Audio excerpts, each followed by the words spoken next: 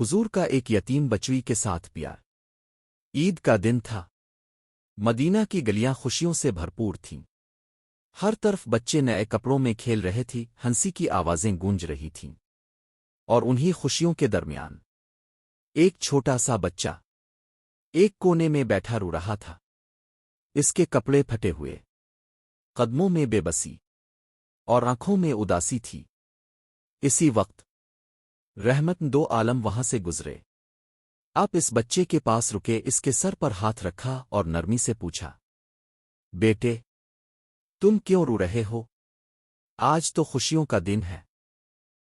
بچے نے اپنے آنسو پونچھتے ہوئے آہستہ سے کہا، رسول اللہ، میرے والد شہید ہو گئے ہیں، ماں کے پاس کچھ نہیں، باقی بچے اپنے والدوں کے ساتھ کھیل رہے ہیں اور میرا کوئی نہیں۔ یہ سن کر وہ ہستی جس کا دل پوری امت کے لیے دھڑکتا تھا، اب کی آنکھیں نم ہو گئیں۔ اپنے بچے کا ہاتھ تھاما، اسے اپنے سینے سے لگایا اور فرمایا، بیٹے کیا تم راضی ہو کہ آج سے محمد تمہارے باپ ہوں اور آشا تمہاری ماں کی طرح ہوں؟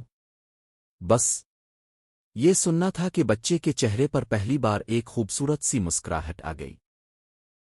نبی کریم اسے اپنے گھر لے گئے، نہلایا، نیا لباس پہنایا، کھانا دیا۔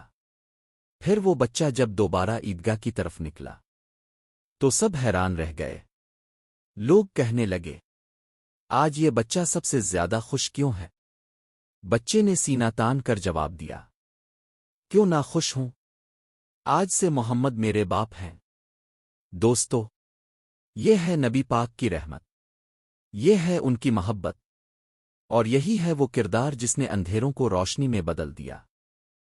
اگر آپ کو یہ خوبصورت اسلامی کہانی پسند آئی ہو تو برائے مہربانی ویڈیو کو لائک کریں، ہمارے چینل کو سبسکرائب کریں اور بیل آئیکن بھی ضرور دبائیں تاکہ نئی آنے والی کہانیاں فوراً آپ تک پہنچ سکیں۔ جزاک اللہ خیر۔